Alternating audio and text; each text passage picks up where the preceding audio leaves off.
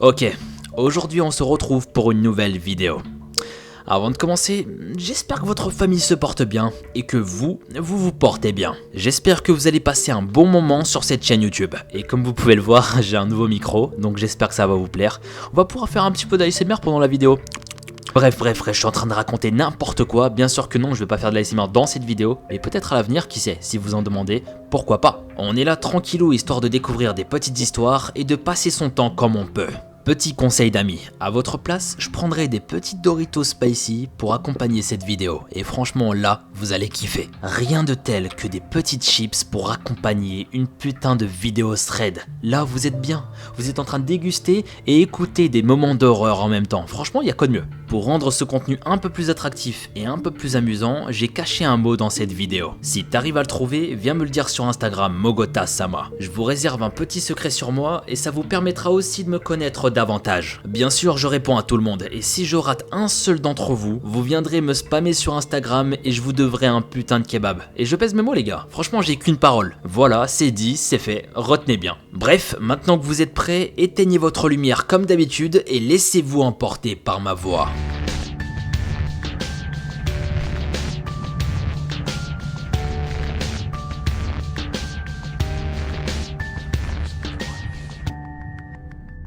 On commence tranquillement avec la première histoire, et je vous le rappelle, restez bien attentifs dans cette vidéo car il y a un mot caché. Accrochez-vous bien, c'est parti. Amélie est une jeune femme de 20 ans qui vient tout juste de commencer sa vie active en ayant décroché un job dans une enseigne de prêt-à-porter. Elle est heureuse d'avoir trouvé cet emploi, mais un événement va lui faire regretter son enthousiasme. Au début, tout se passait bien, la jeune femme était contente. Elle apprenait de ses collègues et franchement, elle prenait plaisir à conseiller les clients. Et là où elle travaillait, c'était une enseigne de prêt-à-porter pour hommes. Les clients qui viennent sont majoritairement des hommes, mais parfois il y a des femmes qui font des achats pour leur petite amie ou leur mari. Mais un jour un client rentre dans le magasin et son visage interpelle Amélie, comme une impression de déjà-vu. La jeune femme va quand même aller le voir si ce client a besoin d'aide. Le client est étrange et lui fait une demande bien particulière. Il souhaite qu'elle le conseille pour qu'il soit séduisant à ses yeux. Le mec est vraiment pas gêné, il balance la phrase suivante. « Salut toi, alors est-ce que tu pourrais me conseiller quelque chose qui te ferait craquer ?» Gênée, la jeune femme va hésiter avant d'accepter, considérant qu'elle doit accomplir les demandes de ses clients. Le temps passe et l'homme essaie plusieurs vêtements, avant de laisser choisir lesquels Amélie préférerait pour les acheter. Les semaines passent mais le client revient. Amélie le reconnaît et va tout de suite se cacher à l'arrière de la boutique, pour éviter tout contact avec lui. Elle le trouvait beaucoup trop étrange et mystérieux, et c'est totalement normal. À lui faire des demandes pareilles, on pourrait penser qu'il n'est pas du tout sain d'esprit. Et franchement, entre nous, ce genre de client, ça fait stresser, et on n'aimerait pas du tout en avoir un en face de nous. Comme vous pouvez vous en douter, le client demande après elle. Une de ses collègues est alors partie la chercher. À son arrivée, elle sourit au client, mais elle est vraiment angoissée. Comme la fois d'avant, c'est la jeune femme qui choisit pour lui ses vêtements.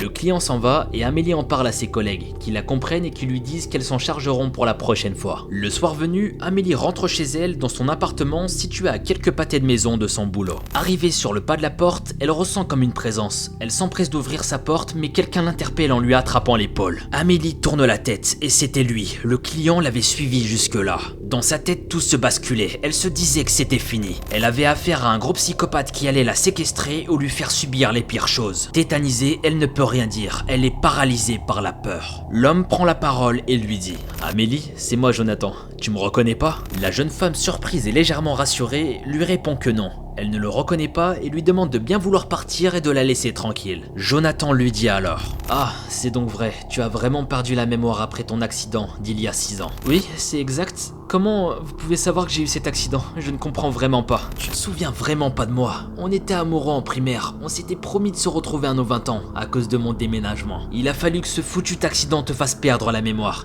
Mais ne t'en fais pas, maintenant je suis là, et si tu veux bien me revoir, je te montrerai à quel point on est complices, à quel point tu m'aimais aussi. Amélie était très surprise de cette révélation, elle ne s'attendait pas du tout à ça. Elle était à la fois très surprise et rassurée de la nouvelle. Déjà, c'était pas un gros psychopathe qui voulait lui faire du mal, donc elle était très rassurée. Après quelques minutes d'hésitation, elle accepta sa demande. Après tout, elle le trouvait mignon, et elle avait rien à perdre. Elle voulait bien le revoir, et redécouvrir cet homme qu'elle avait aimé dans sa jeunesse. Les jours passent et les deux se voient régulièrement. Ils discutent de leur passé pendant plusieurs semaines et passent de bons moments ensemble. Amélie commence même à avoir des sentiments pour Jonathan. Mais un week-end, elle voulait prendre des nouvelles de sa mère, car ça faisait longtemps qu'elle n'en avait pas eu. Pendant que Jonathan était à la douche, Amélie en profite pour passer un coup de fil. Elle dit à sa mère qu'elle a un petit ami et lui explique tous les détails, comme quoi ils se connaissaient avant l'accident et qu'ils se sont retrouvés. Sa mère lui dit la phrase suivante: Amélie, je ne sais pas si tu blagues avec moi, mais si ce que tu me dis est vrai, enfuis-toi le plus vite possible. Tu n'as jamais connu de Jonathan dans ta vie.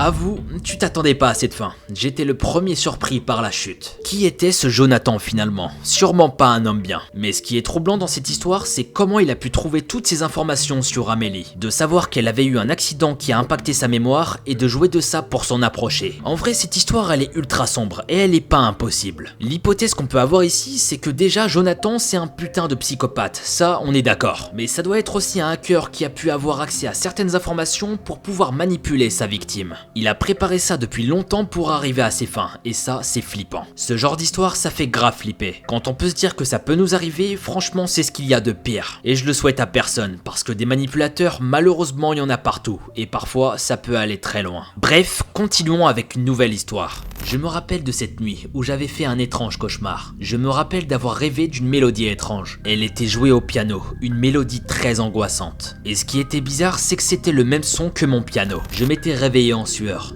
Et mon cœur battait plus qu'il le pouvait. Mes pensées étaient troublées, j'étais vraiment à l'ouest. J'alluma ma lampe pour vérifier si je n'étais pas observé. Cette musique qui tourmentait mon esprit ne cessait de continuer. Mon angoisse commençait à croître, je n'avais pas dormi de la nuit. Durant la journée, je me suis un peu détendu l'esprit en jardinant. J'avais retourné la terre pour préparer le sol favorable pour les semences. Ensuite, je me suis entraîné au piano, car j'avais une audition dans quelques jours. Et ouais, ça fait maintenant bientôt 4 ans que j'en pratique. Le coucher de soleil arriva vers 20h. J'avais fini de dîner et je commençais à avoir sommeil. J'ai lu pendant 2 bonnes heures avant de me coucher. Mes parents étaient endormis depuis bien longtemps ce soir-là. Après avoir dormi à peine 1 heure, voilà que je me réveille. J'avais soif, il était 22h36 et 2 minutes plus tard, j'entendis mon piano. Sauf que c'était bien réel. J'étais rempli de terreur. La peur venait s'installer de plus en plus. J'étais immobilisé en écoutant cette musique horrible et je me demandais qui jouait à ce moment-là. Ce n'était pas possible que le piano joue tout seul. Il y avait quelqu'un dans la maison. Que dois-je faire? La musique a duré pendant 10 minutes au moins, puis elle s'est arrêtée. Le lendemain, j'en ai parlé à mes parents, mais ils m'ont dit que j'avais rêvé. Ce jour-là, je n'étais pas du tout détendu. Je suis resté dans ma chambre toute la journée. J'étais là à penser et à me poser plein de questions sur cette nuit qui était horrible. Je n'osais même plus jouer du piano, tellement j'avais cette crainte. Dans l'après-midi, j'ai fait des recherches sur internet pour voir si des gens avaient déjà entendu un piano pendant leur sommeil, mais je n'avais trouvé aucun résultat similaire, donc je pensais que j'étais en train de devenir fou. La nuit suivante, j'ai encore et encore entendu le piano.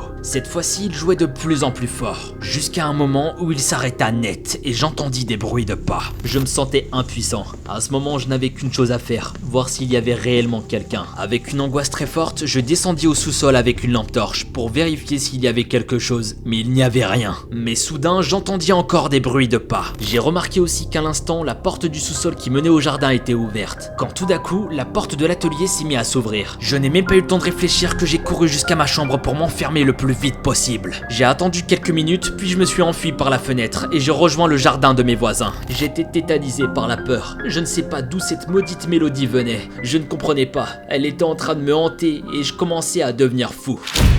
Ça vous est jamais arrivé, vous, d'entendre des bruits dans votre sommeil, mais de ne pas savoir d'où cela provenait? Personnellement, ça m'est déjà arrivé avec la fatigue, et avec le cerveau complètement à l'ouest, on a tendance à oublier et le lendemain, on se souvient de plus rien du tout. C'est un peu comme un cauchemar ou un rêve. Plus on attend, moins on a de chances de s'en souvenir, et ça, c'est véridique. Vous voyez ce que je veux dire? T'es là en train de réfléchir, tu sais que t'as rêvé de quelque chose, mais t'arrives pas à t'en souvenir. Et généralement, on abandonne et on continue notre vie comme si de rien n'était. Dans cette histoire, la personne semble tourmentée par cette musique qui revient sans cesse. T'es là en train d'essayer de dormir, mais elle revient dans ta tête pour pouvoir te hanter. Soit c'est son cerveau qui lui joue des tours et c'est totalement psychologique, soit il entend réellement cette mélodie, mais on ne le saura jamais. Bref, continuons avec une nouvelle histoire, où je prendrai la position d'une femme qui a subi des événements terribles. C'est parti. Je viens vous raconter une histoire qui m'est arrivée il y a 1 an. Alors c'était ma première année à mon école de commerce qui était bien loin de chez moi. Du coup je me réveillais chaque jour à 5h du matin. Je sortais de chez moi à 6h et je suivais un trajet de 20 minutes pour prendre le tram. Ensuite je descends à une station pour pouvoir prendre le taxi jusqu'à mon école. C'était toujours comme ça pendant 1 mois, jusqu'un jour où ça s'est pas passé comme prévu. Mais alors là, pas du tout. Ce matin je m'habille et je me maquille légèrement. Je mange et je sors. Je marchais et il y avait vraiment personne dans la rue. C'était très tôt le matin, mais bon je m'y suis habitué pendant 1 mois et ça me faisait pas si peur que ça.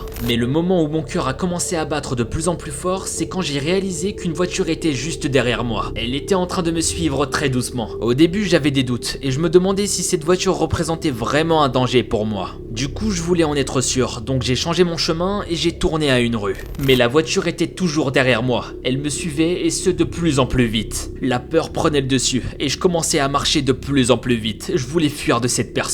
Plus j'accélérais, plus la voiture accélérait aussi. Je précise que depuis tout ce temps, je ne savais pas à quoi ressemblait ou comment était la voiture, ni qui la conduisait, parce que tout simplement, je n'avais pas le courage de tourner la tête, et il en était hors de question, j'avais trop peur. À ce moment, je savais que je devais réagir et faire quelque chose. J'étais en train de réfléchir, mais trop de scénarios possibles, de kidnapping, de vol, de viol, même des meurtres qui me passaient par la tête. La voiture accélérait de plus en plus pour se mettre au même niveau que moi, et c'est là que j'ai eu l'occasion de voir la voiture. C'était une grande Renault Kangoo noire, vraiment le type de voiture de kidnapping. Puis là, la voiture s'arrête d'un coup. Mon cœur battait très fort. Tellement fort que je pensais qu'il allait s'arracher de mon torse. Je vous avoue que j'étais littéralement en train de me chier dessus. Le moment où la voiture s'arrête, j'entends un bruit de porte et sans réfléchir, je cours le plus vite possible. J'essaie de m'enfuir parce que c'était vraiment bizarre. N'ayant aucune idée d'où j'allais, j'ai frappé à la maison la plus proche pour me mettre en sécurité. J'ai crié à l'aide de toutes mes forces pour que tout le monde puisse m'entendre. Je suis arrivé et je toquais très très fort et je n'ai jamais cessé de crier. J'ai regardé derrière moi et il y avait ce mec avec ce regard que j'oublierai jamais. C'est le même que quand on perd ou quand on passe à côté d'une victoire. Il avait l'air dégoûté, il était en train de me regarder, à me fixer, il était dégoûté de ne pas avoir eu sa cible.